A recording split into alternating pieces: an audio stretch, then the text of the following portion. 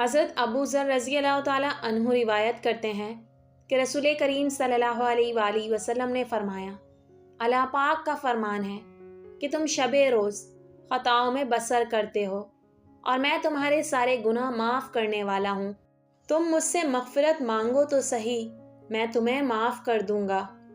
حضرت ابو ہریرہ رضی اللہ تعالیٰ عنہ بیان کرتے ہیں، میں نے رسول کریم صلی اللہ علیہ وآلہ وسلم کو فرماتے ہوئے سنا، فرض نماز کے بعد رات کے آخری حصے میں پڑھی گئی نماز سب سے بہتر ہے۔ رسول کریم صلی اللہ علیہ وآلہ وسلم نے فرمایا، میں تمہیں وہ چیز نہ بتاؤں، اگر کسی پر کوئی مصیبت اور آزمائش آ جائے تو وہ اسے پڑھے تو اسے اس سے نجات مل جائے گی۔ وہ یونس علیہ السلام کی دعا ہے، تیرے علاوہ کوئی سچا معبود نہیں، تو پاک ہے، یقیناً میں ہی ظالموں میں سے ہوں۔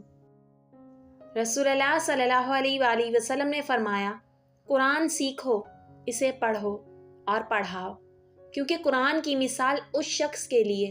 جس نے اسے سیکھا اور پڑھا اور اس پر عمل کیا، اس تھیلی کی سی ہے جس میں مشک بھری ہوئی ہو اور چاروں طرف اس کی خوشبو پھیل رہی ہو، اور اس شخص کی مثال جس نے اسے سیکھا اور سو گیا، اس کا علم اس کے سینے میں بند رہا، اس تھیلی کی سی ہے جو مشک بھر کر سیل بند کر دی گئی۔ رسول اللہ صلی اللہ علیہ وآلہ وسلم نے فرمایا، دنیا میں اس طرح ہو جاؤ جیسے تم مسافر ہو، شام ہو جائے تو صبح کے منتظر نہ رہو اور صبح کے وقت شام کے منتظر نہ رہو۔ اپنی صحت کو مرض سے پہلے غنیمت جانو اور زندگی کو موت سے پہلے۔ پیارے نبی صلی اللہ علیہ وآلہ وسلم نے فرمایا، ہرگز وہ آدمی جہنم میں داخل نہیں ہو سکتا جو سورج نکلنے سے پہلے فجر کی نماز اور سورج غروب ہونے سے پہلے عصر کی نماز پڑھے۔ رسول اللہ صلی اللہ علیہ وآلہ وسلم نے فرمایا کہ اللہ تعالیٰ نے فرمایا ہے، جو شخص زمین بھر کر گناہ لے کر میرے پاس آئے گا تو میں اسی قدر مغفرت لے کر اس سے ملاقات کروں گا، بشرط یہ کہ وہ میرے ساتھ کسی کو شریک نہ ٹھہراتا ہو۔